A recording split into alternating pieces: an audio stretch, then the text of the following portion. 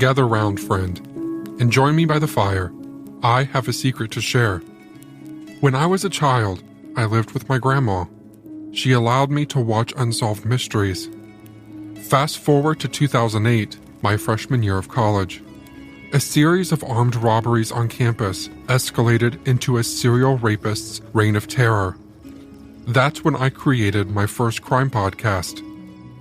In January 2014, I picked up the podcast again, from my college roommate who fell for an underage girl online, to the chilling story of a murdered nun in 1969 Baltimore, and in the Throwaway series, I share my own journey of overcoming homelessness and how that experience led me to unmask a serial killer and identify 3 of his Jane Doe victims. This is Foul Play Crime Series, where the stories are real and the truth is awaiting to be discovered.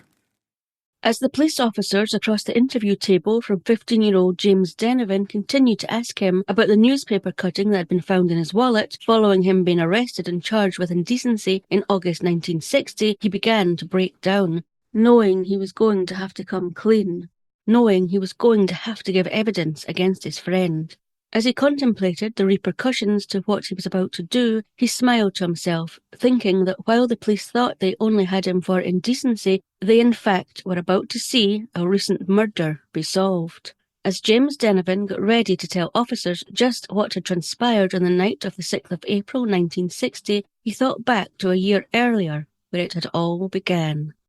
It was early 1959 when 15-year-old James Douglas Denovan and his friend, 18-year-old Anthony Joseph Miller, who both lived near Queen's Park Recreation Ground, which according to Wikipedia is a 148-acre park situated about 2.5 miles or 4 kilometres south of Glasgow city centre, first came up with the idea of making extra money. At the time, James Denovan lived in Calder Street with his respectable family, with his father being a shop manager, and Anthony Miller lived in Dixon Street with his hard-working parents and younger brother, with his father being employed as a seaman and often being away from home. Anthony had been an apprentice cabinet maker, but had then gained employment along with James Denovan with a removal firm. Neither of them had ever been in trouble with the police and would, according to the Glasgow Times on the 15th of November 2020, regularly spend their time hanging out with other teenagers at a cafe near their homes, where they would chat up girls and listen to music on the jukebox.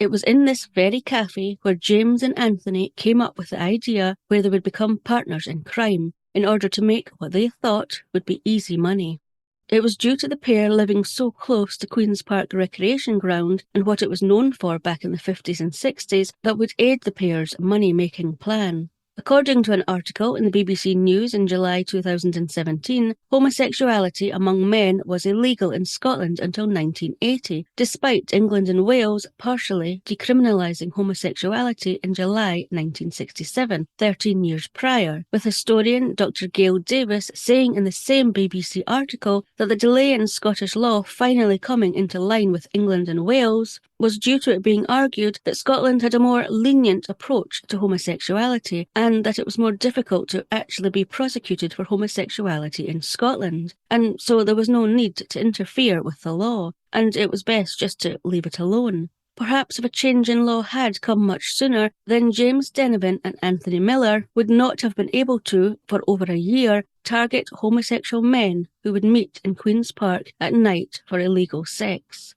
A year before the body of 48-year-old John Cremin was found in Queen's Park Recreation Ground, initially presumed to have fallen while drunk, James Denovan, who, according to an article in Glasgow Live in June 2020, was described as being a pretty boy, would tempt men who he would encounter in the toilets in Queen's Park and suggest they go to nearby wooded areas of the park, where, of course, Anthony Miller would be lying in wait, usually pretending to be drunk and therefore deemed harmless. However, before the lured men knew what was happening, James Denovan and Anthony Miller would pounce on their victims and rifle through their pockets for any money and valuables, using violence if necessary. The pair used the fact that homosexuality was illegal and their victims were unlikely to go to the police about being robbed and beaten up for fear of being exposed as being gay and being charged themselves. And James and Anthony were right, which is why they were able to continue their robbery scam for over a year, and were not even deterred when on the 6th of April 1960 their scam went horribly wrong.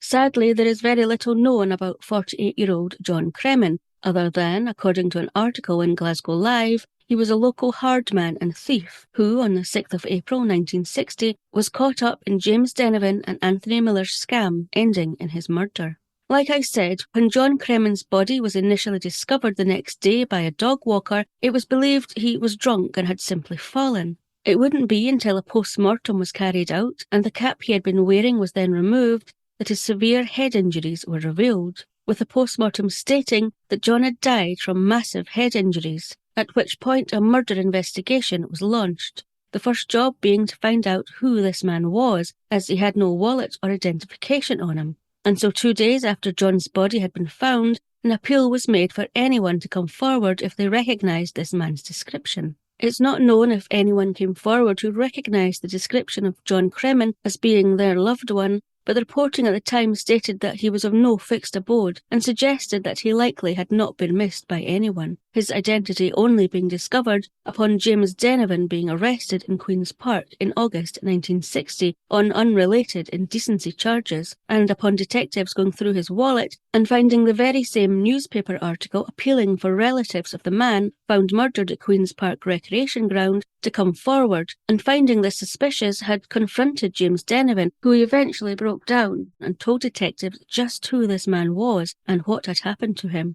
Now, while some newspapers reported that the reason John Cremin had been killed, when others who had found themselves in the same situation as him in the previous year had not, was because, him being a hard man, he had fought back when the pair had tried to rob him. However, when James Denovan told his side of the story, a very different picture emerged. But which account was to be believed? Upon James Denovan breaking down after being arrested on an unrelated indecency offence, he went on to tell detectives that on the night of John Cremin's murder, he had met him in the toilets at Queen's Park Recreation Ground, as he had done time and time again for over a year, and he had led him to a secluded wooded area, where he said his 18-year-old friend, Anthony Miller, was waiting as per their usual plan, pretending to be drunk. However, unlike the other occasions the pair had pulled this robbery scam, James went on to say, according to an article in the Birmingham Daily Post in November 1960, that just as he and John walked past Anthony Miller, who was pretending to be drunk, and James Denovan had uttered the words, "Never mind him, he's drunk," he said that he saw out of the corner of his eye Anthony Miller pick up a piece of wood and hit John Cremin over the head with it, with John falling straight onto his face. According to the same article, James Denovan went on to say that he then took John's watch from his wrist, while Anthony Miller took John's penknife from his pocket and began to slash at John's coat, trying to get any money he had in the pockets out. However, they were unable to, and so they both rolled John onto his back and removed money amounting to £67, which in today's money would be about £1,280 and $1,600 from his trouser pockets, as well as his bank book, before they then turned and left, leaving John there to die. Whether John did fight back or was attacked before he had a chance to, or whether he did or didn't leave behind a family who loved him, doesn't change the fact that he was murdered. 19-year-old Anthony Joseph Miller and 16-year-old James Douglas Denovan were both arrested and charged with the robbery and murder of 48-year-old John Cremin, and they appeared at Glasgow Sheriff Court on the 4th of November 1960, 7 months after John Cremin had been murdered, where they pleaded not guilty to the charge. A trial date was set for the 14th of November 1960, where Anthony Miller faced a death sentence for capital murder, while James Denovan faced a life sentence for non-capital murder. The difference in sentences was simply because of their ages. At 19, Anthony Miller was legally an adult. Anthony Miller and his devastated family had already been advised of this fact by Anthony's counsel, 27-year-old Len Murray, who, despite having only been a fully qualified lawyer for 3 years, had already had a capital murder client, where he had explained that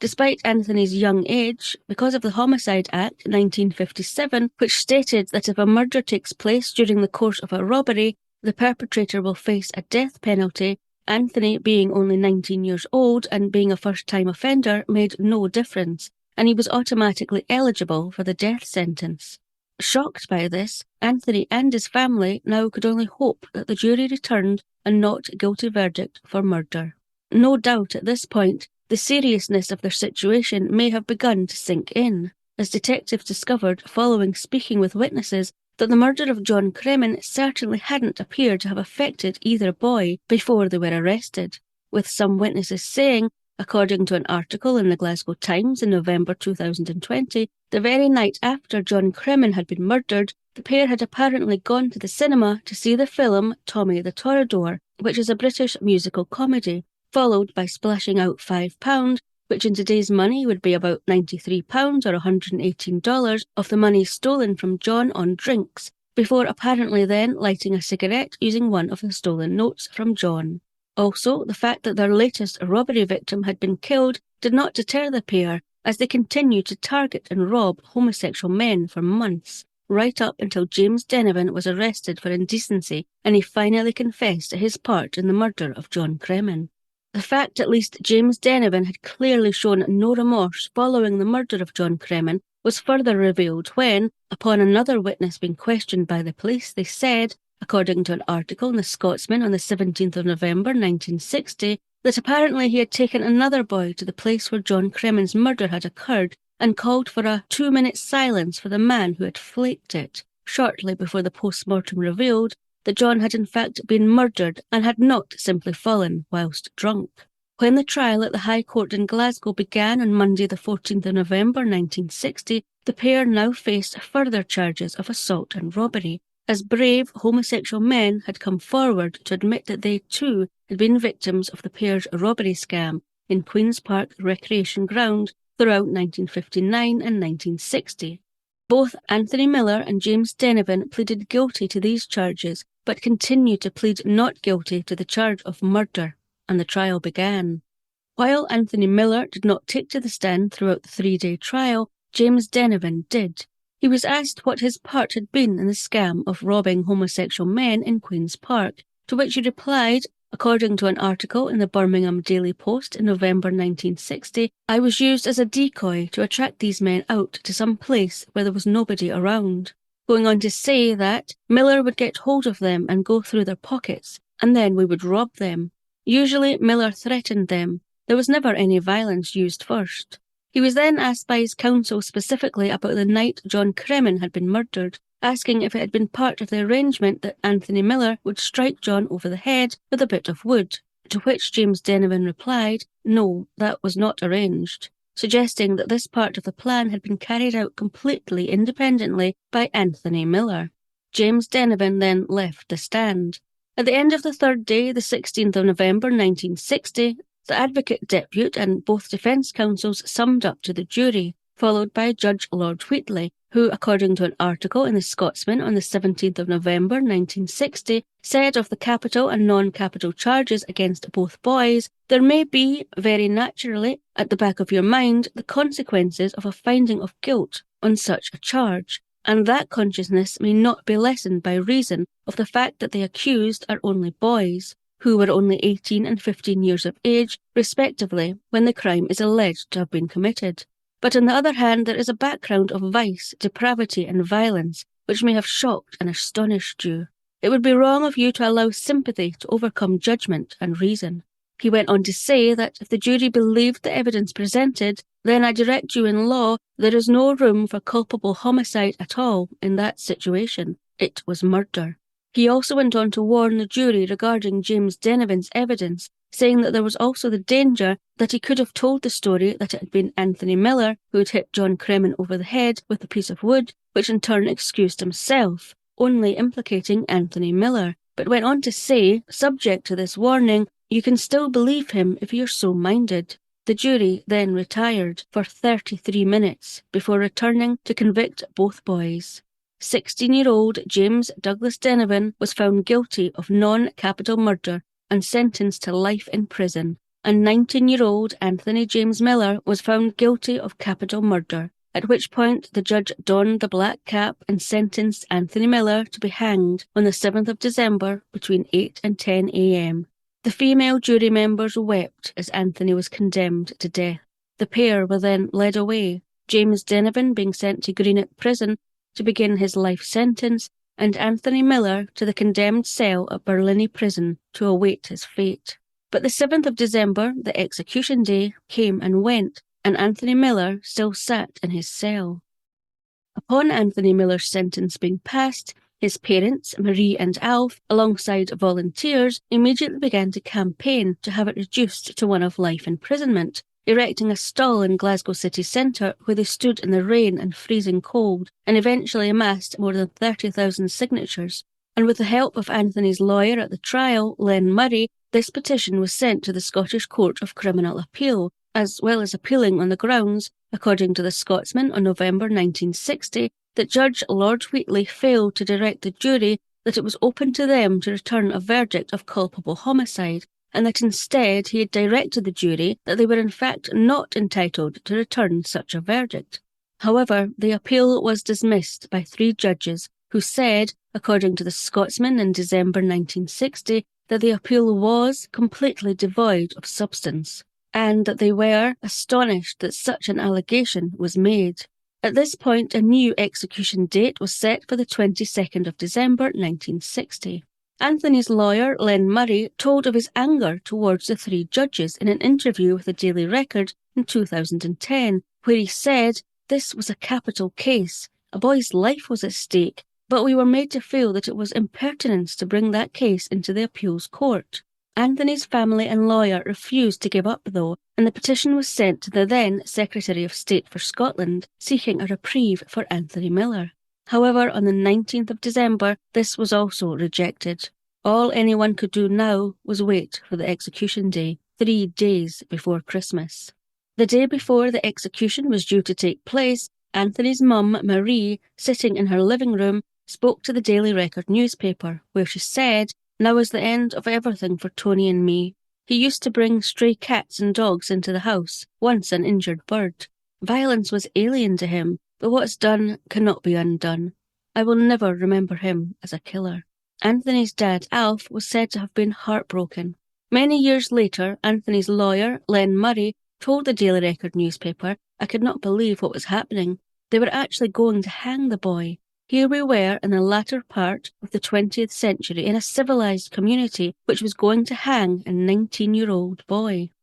Interestingly, up until this case, Len had been strongly in favour of capital punishment, despite many in the UK calling for the abolition of capital punishment. But upon hearing Anthony Miller receive the death sentence, his views immediately changed, becoming a confirmed abolitionist from then on, and he began an uphill fight to save Anthony Miller's life. But what was it about this case that changed his views? Anthony had murdered John Cremin. Didn't he deserve to be brought to justice for that? No, that's not what Len was saying, stating in an article in the Scotsman in May 2017 that, while there was little doubt Anthony Miller was guilty of killing John Cremin, Len believed that the punishment did not fit the circumstances of the crime, saying in another article in the Scotsman in 2015 that most judges would have given a jury the option of bringing in a verdict of culpable homicide had they wanted. That would have been one way for the jury to avoid returning a capital verdict.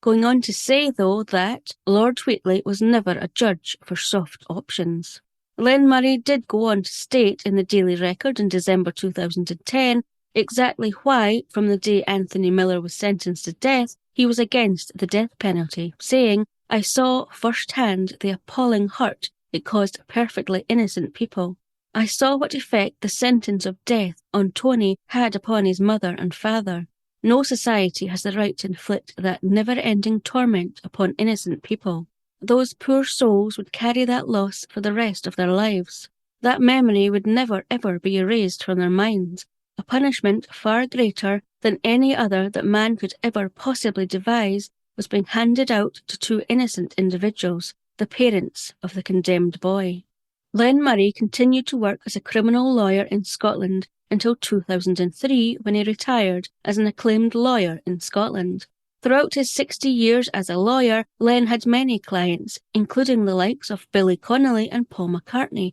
and he admitted that over time he had forgotten about many cases. However, despite the passage of time, he said in an article in the Glasgow Times that there was never any chance that I would forget about Tony Miller. going on to talk about his views on the death penalty in an article in the Daily Record, saying, "To those who say it is a deterrent, I say it is not. I have never seen any evidence from any country in the world that shows capital punishment is a deterrent." Len never missed an opportunity to share his views on the death penalty or to share Anthony Joseph Miller's story when he did interviews or talks. And he also included Anthony's story in his autobiography, The Pleader. Anthony Miller's case took an emotional toll on Len, and he never again took a capital punishment case.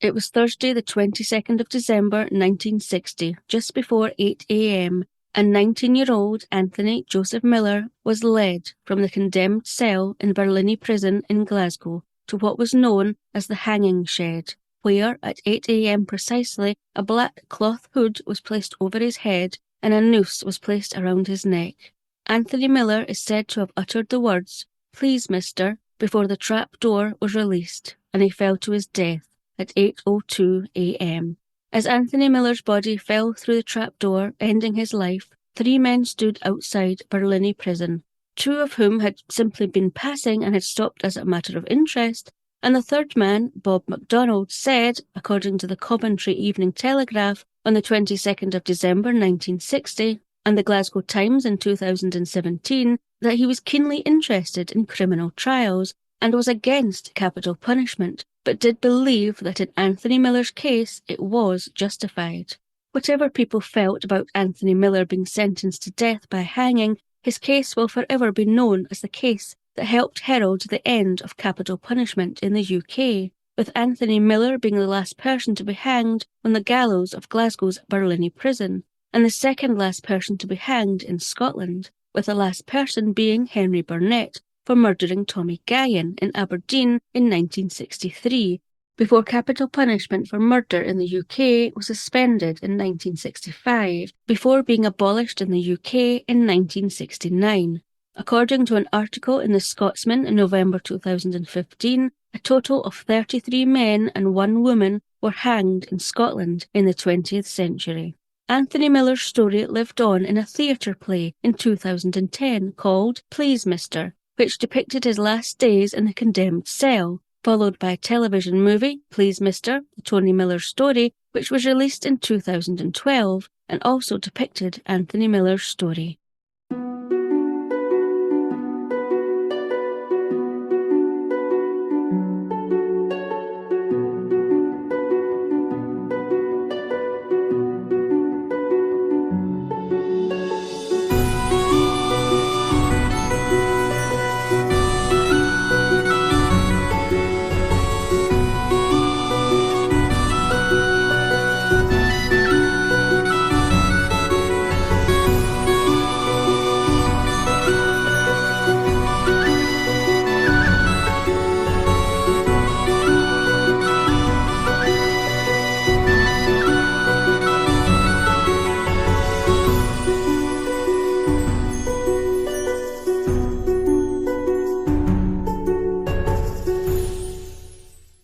Scottish Murders is a production of Clurin Ton.